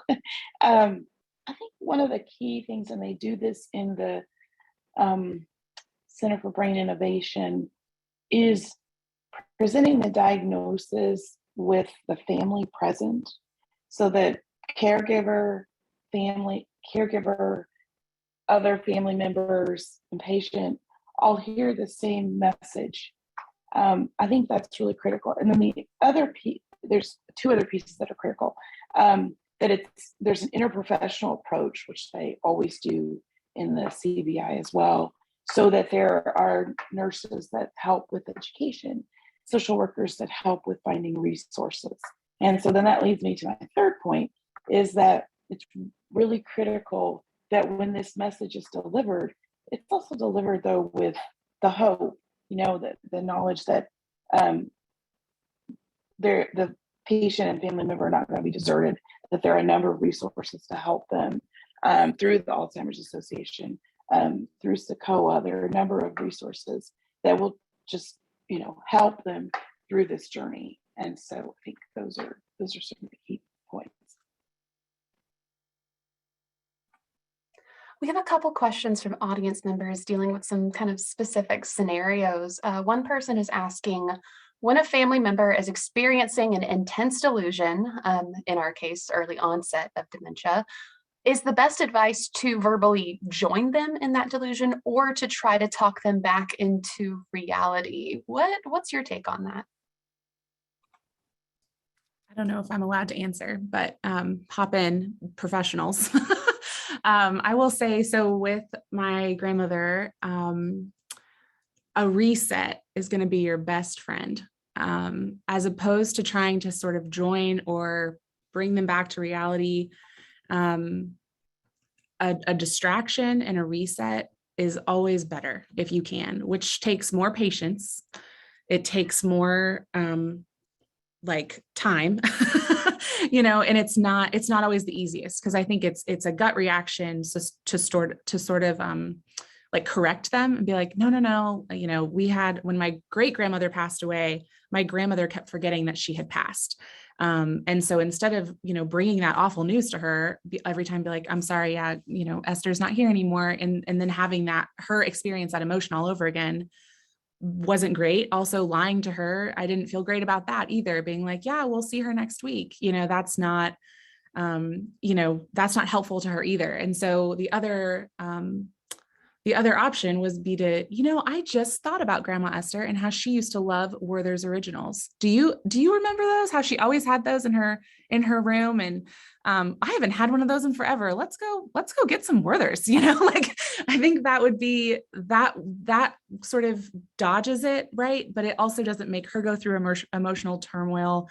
You don't feel guilty about lying to them, because sometimes then if they have a lucid moment, there are options, or there are times when they're like, they remember what you did say. And so you want to be careful that you want to always be honest with them, right? That's another way to honor them in this diagnosis, is to be honest with them, but to not be mean, right? You can just distract and reset. That's my tip. Don't try to correct. Don't try to correct. Don't try to argue. It doesn't work, because it's not their reality. Their reality is, I got to go home and fix supper for Joe tonight, and my dad passed away years ago. So I know, but he'll understand if you're late, because he would understand if she was late. Let's go ahead and do this first, or you just redirect, if at all possible.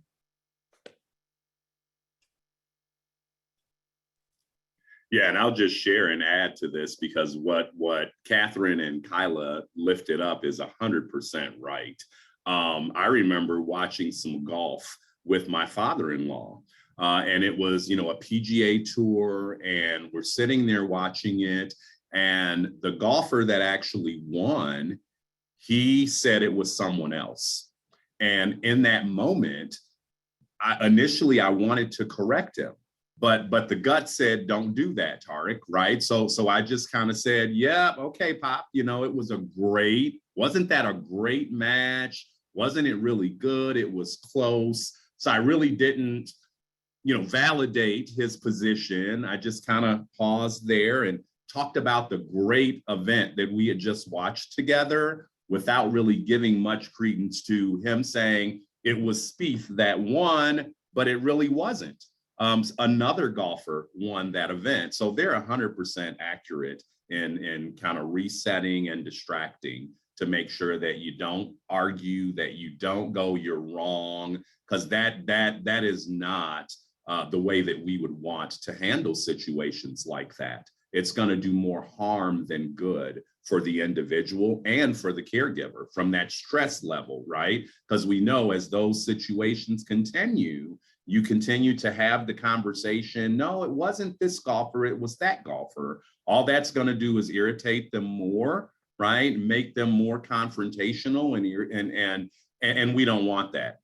It raises their levels, and it raises as caregivers, it raises our stress levels pretty much as well. I agree. I saw you nodding, and so I was gonna direct this over to you.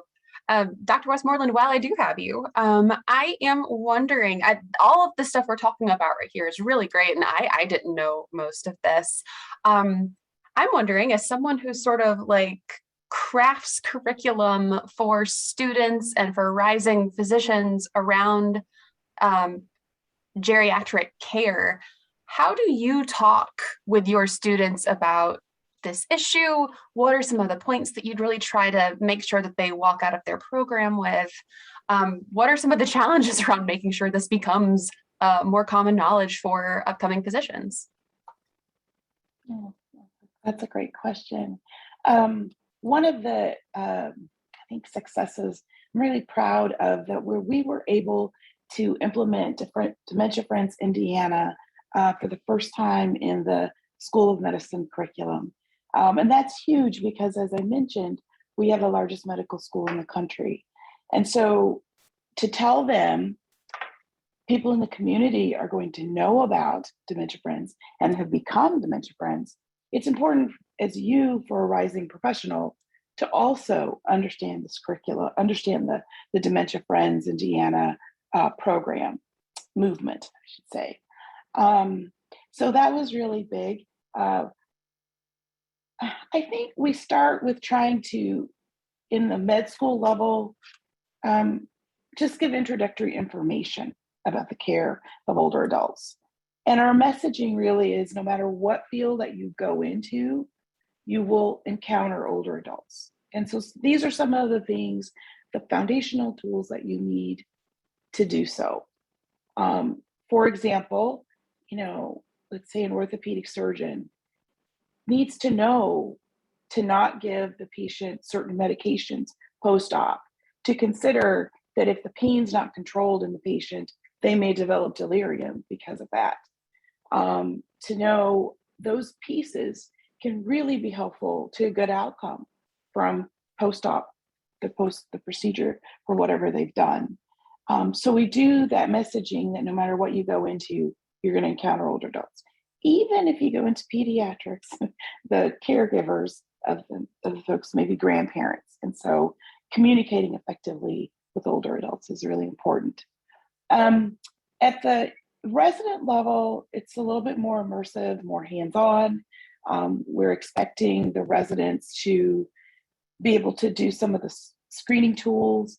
For example, the Folstein Mini Mental State Exam, great validated tool to assess cognition, doesn't diagnose a particular dementia, but does tell you if there's cognitive loss in that moment. So we get them really comfortable with using those tools, screening, knowing, importantly and critically, to find out what matters most to the patient, and to craft your care around that.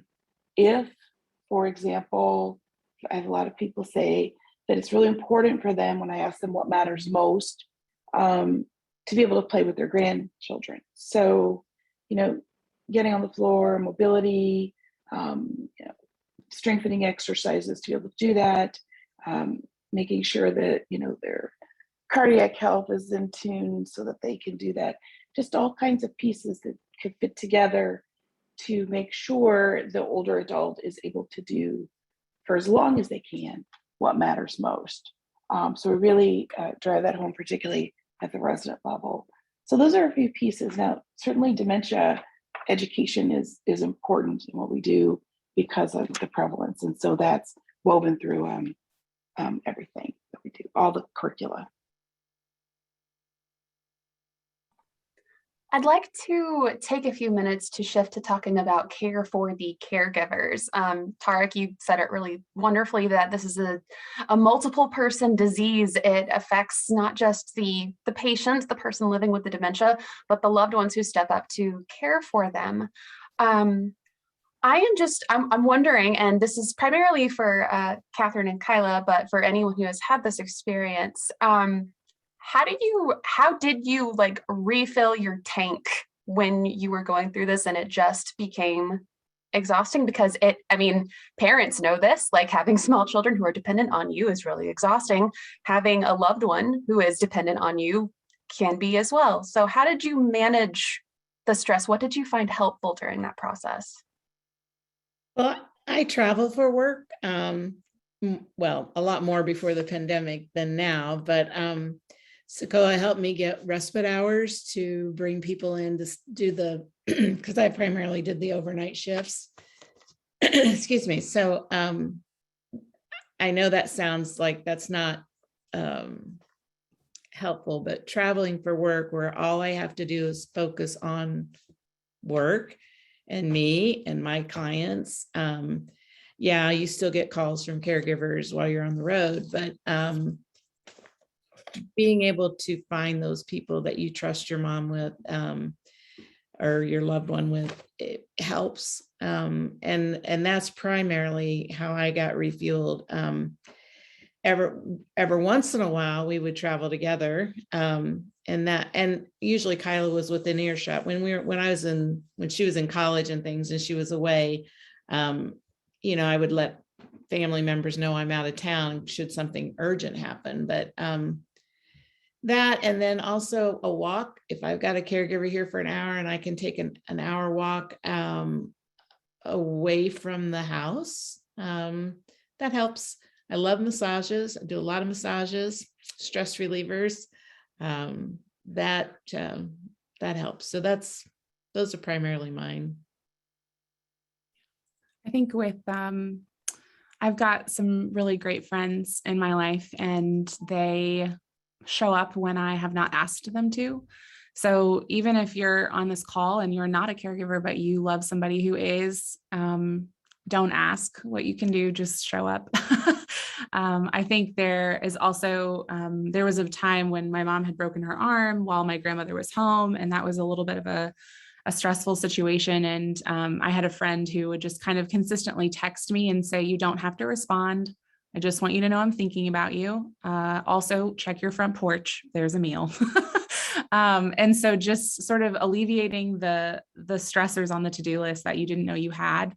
I will second the walk. For me and my personality, getting into nature where I can't fix things or organize or clean is a really nice break. So sometimes just getting into nature is, I don't identify as an outdoorsy person much, but that I don't take anything in my ears, right? I don't listen to anything. I listen to my feet on, well, likely the concrete, but I just don't, I tune everything out, and that's okay.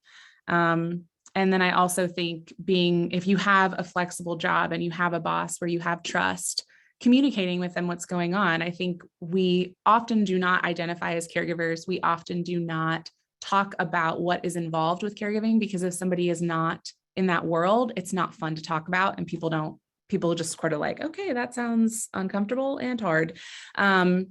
So I think if you have a boss who is, I am thankful that the person that supervises me is great, and she puts family first, and I can have very candid conversations with her. Like, we had a caregiver whose car wouldn't start this morning. I need to help get my grandmother up and shower her. I will be online.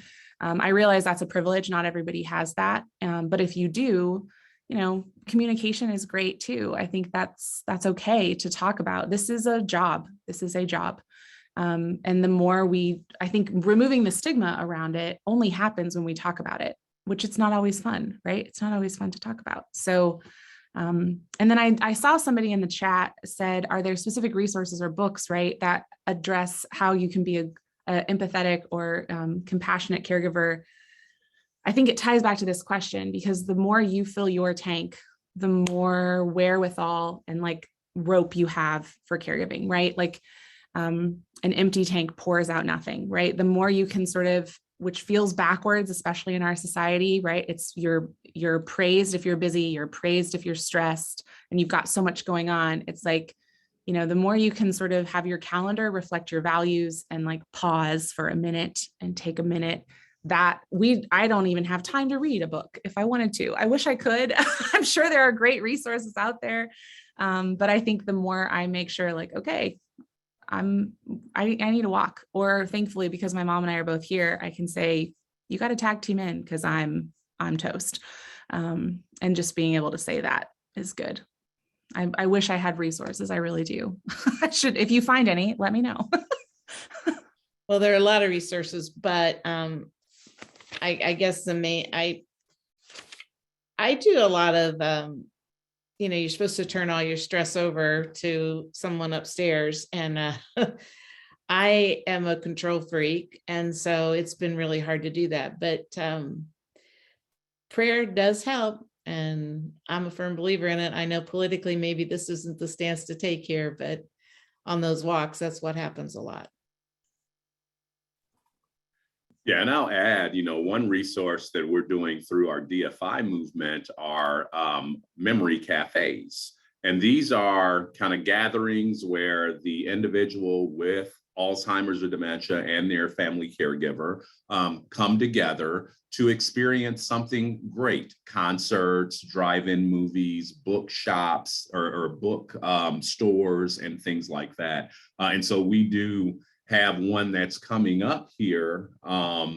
Oh gosh, let me see. Well, I'll have to get more info, but I do know that Melinda Winnie is working on the next memory cafe that we will be providing for the community. So that's one resource. And then another thing that I'll lift up, it may not be real popular for everyone, but for those who enjoy support groups, you know, those kinds of connections with like experiences with other folks, that is always a good opportunity as well. Again, for those that appreciate and enjoy that kind of interaction, it really may not be for everyone, but that is another resource that is out there.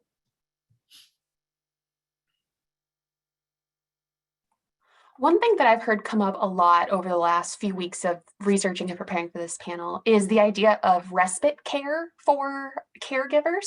What does that mean, and what resources exist to help give a kind of respite or some kind of break to caregivers who are working right now? Yeah, the concept of respite breaks is replacing that family caregiver with a trained either personal care attendant, home health aide, to really allow that family caregiver a block of time to go out and resume some sense of normalcy, right? And so, you know, oftentimes there are, if individuals are part of the publicly funded programs that are out there, such as aged and disabled waiver, choice programs and services, then generally that, you know, there could be an opportunity to have that respite time as part of that individual care plan. In other instances where the individual family may not be under services through one of those publicly funded programs, there are private pay opportunities that are available with home health entities out in our community, where a personal care attendant or home health aide might be able to go and provide that respite break for that family caregiver. So it really is going to depend on how often, what that length of time is for that respite stay. But I always tell clients, family caregivers, as they're meeting with their care managers, to really lift that up. You know, if there is an opportunity to have an extra respite session as part of this care plan, we'd really like to hear more about that. We have a question in the chat concerned about mental health needs of caregivers. This person specifically is concerned about, please excuse my dog who has chosen a very terrible time to pick a fight with the mailman. They're asking specifically about suicidality with caregivers. So intense mental health intervention with someone in a caregiving position, coming from a personal experience, from their personal experience. What resources exist for someone in a caregiving position in need of a pretty intense mental health intervention? I think that's a really tough question, and I think it really requires recognition by the care provider, the doctor, the nurse practitioner, whoever, or the team that's taking care of the patient, to recognize, that the caregiver is so very stressed. And I think doing those assessments that Tarek talked about, whereas, if you recognize, talk to the caregiver if they seem stressed, do that screen to assess their stress level. If it's really high, then identifying resources through SACOA, through the Alzheimer's Association, to help the caregiver, because obviously you don't want the caregiver to be so stressed, and certainly not that outcome. A lot of times we find the caregivers don't really take care of themselves, and so they end up dying before the loved one, the patient, and that's not at all, the goal of this. It's really trying to get the patient, as the caregiver, to take care of themselves as well as the patient.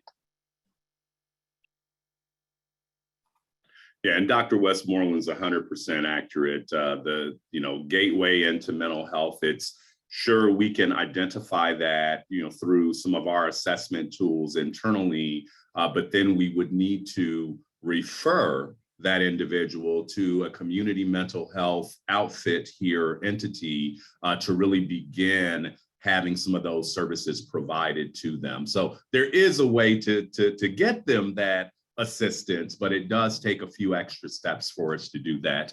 And then I will add that Melinda Winnie did send me the next Memory Cafe info. I've got it up on my screen. So it is this Saturday, the 12th of February, from 12 to 2 at UIndy.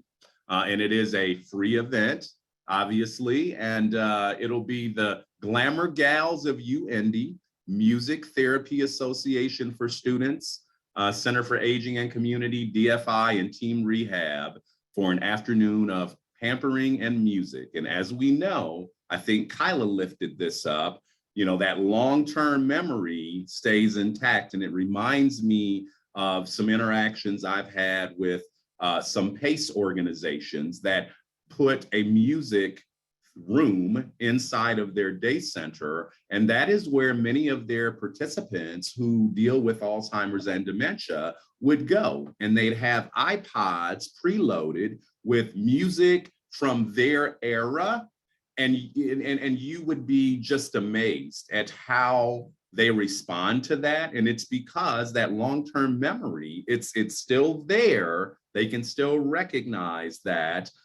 So this one will be about music therapy. Sorry, I know I took us a little off track there, Brittany, but I wanted to get that information out for our audience.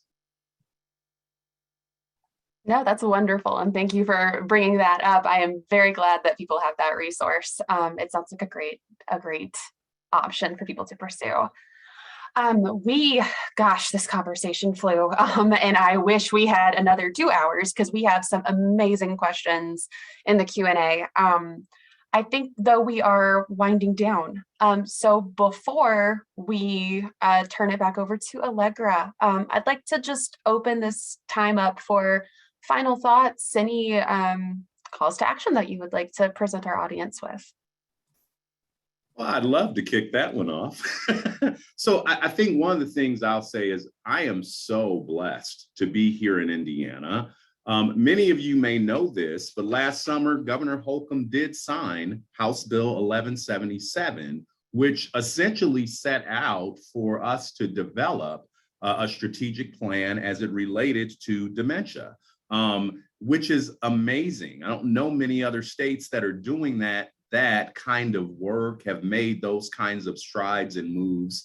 So I'm very happy to be in Indiana, working in such a great environment with as many thought and servant leaders as we've got. I think for me, that call to action is we've all got to acknowledge this is not slowing down. If you look at the projections and you kind of see the research that Dr. Keith and Dr. Council and Natalie Sutton shared in their presentation, you'll know that this is going to continue to grow. We are going to continue to have older Hoosiers who are diagnosed with Alzheimer's, dementia-related, or Alzheimer's or dementia diagnosis, as well as individuals who may not be older adults. And so it's really important for organizations to come together, to be willing to collaborate. And we see a wonderful spirit of collaboration here in Central Indiana and across the state. But we always know that there could be a little more that we can each do to add to our pieces of the collaborative effort. So I just appreciate, again, being part of this panel discussion. And I'm looking forward to more wonderful work here in Indiana around this critical item. Dr. Westmoreland, would you like to take the next step? Yes, thank you very much. I just wanted to say that Eskenazi Health provides a number of resources for older adults. The Center for Brain Innovation is in Eskenazi. Also, we have the Center for Senior Health, which is where I practice.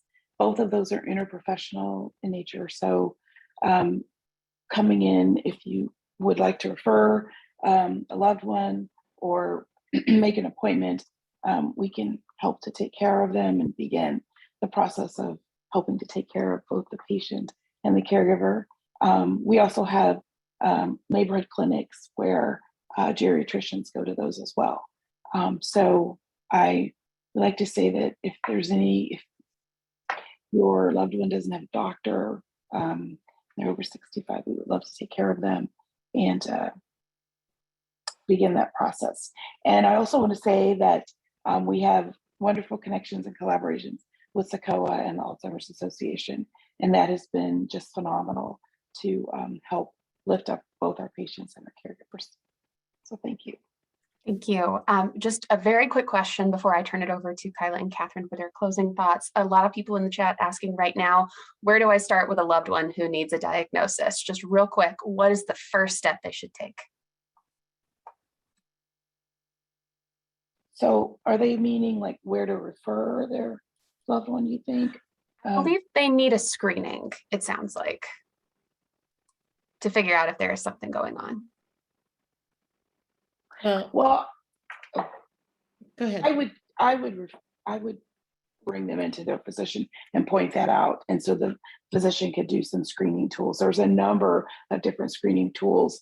And then if those are, it's not clear, from those screening tools, then it can be stepped up to advanced neuropsychological testing that could be done in the Center for Brain Innovation. So I would bring the patient into the physician because there's maybe it's not Alzheimer's, maybe it is something completely reversible, like that they have hypothyroid, that their thyroid gland is underactive. So it may be something that's very treatable. So I would have a physician evaluate them.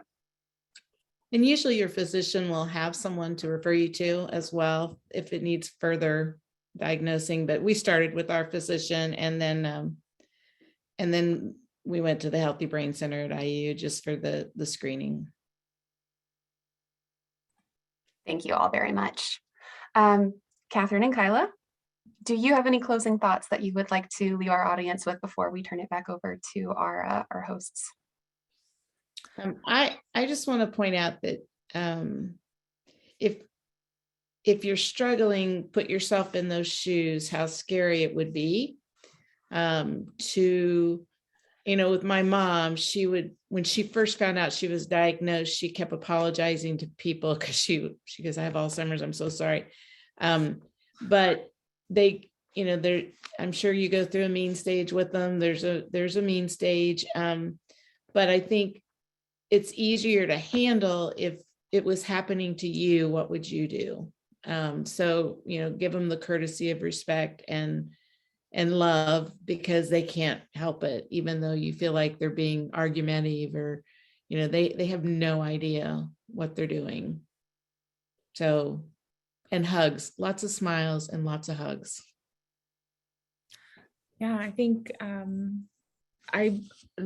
I am happy. I mean, we've done in-home care at all the stages, right? We've done it for when you first take the keys away to she needs help now with every eating, going to the bathroom, dressing, showering. I mean, everything in between. And we have sort of our checklist that we've done with caregivers, and we would be happy to share that. This might be stupid, but I'll put my email in the chat if anybody wants it, because there's no reason for anyone to reinvent the wheel, and if you're also in Indianapolis and you are involved in this in some way, like, reach out. We're happy to share any of our documents we have, through email, or even just to sit over a coffee at Starbucks and, just talk to you. I recognize that Alzheimer's is one part of it. It just happens to be a bigger part.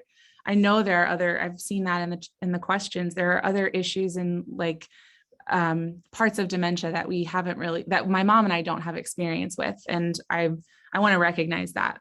This panel is by no means comprehensive of the dementia spectrum, right? So, but for at least the Alzheimer's piece of it, if you're navigating in-home care, I'll put my email in there and we'll reach out. I've shared it with lots of people at work. You'd be surprised how many people my age are dealing. I mean, you don't talk about it, so you don't know. But when it comes out, it's like, oh yeah. And then you can help. It helps to have someone else in your shoes. But there's a lot of people out there in the 60s that are dealing with people in the 80s with Alzheimer's. Thank you both for extending that resource. That is very, very kind. And thank all four of you so much for this conversation this morning. This is such an important topic, and as we can tell from the chat, there's just so much to talk about. I wish, again, that we had another hour or two to spend on this. But for now, I think it's time for us to turn it over to our friends over at Savvy and the Polis Center. So once again, just thank you all so much for being here, for sharing your time and your expertise and your compassion. This was really great, and we so appreciate the four of you for being here. And I'm going to tag in our colleagues again over at Savvy and the Polis Center. Allegra, I think that's all you. Thanks everybody for joining us today. And my gosh, there are so many questions I know we did not get to today. Kyla, if you could put up on the screen, there's a slide that has an email address. If you have further questions, there's also the URL for the State of Aging in Indiana website. We will be loading, as soon as we can, a recorded presentation, the PowerPoint slides, and the brief that the speakers have worked on together. We'll be putting that onto the State of Aging website. So I wanted to make sure that you are aware of that. And since there's so many questions that we were not able to get to, I'll plant a seed. We're going to have some internal conversations on how best to respond to some of those questions and concerns, because we know that there are people who wanted to attend today's webinar and were not able to do so too. So stay tuned. We'll see what options we have to work on that. But other than that, thank you so much for joining us. Thank you for the panelists, for our speakers, our partners in this whole endeavor. I wanted to also mention, if as you depart from the webinar today, you should find a link that pops up to a very brief survey, and we'd really be grateful if you could take and respond to those few questions, because it really helps us come up with ideas for topics for analyses and reports and other presentations. And, the dementia topic was one that came up as an idea from the previous events. So we'd really appreciate if you could respond to that. And until next time, have a great day.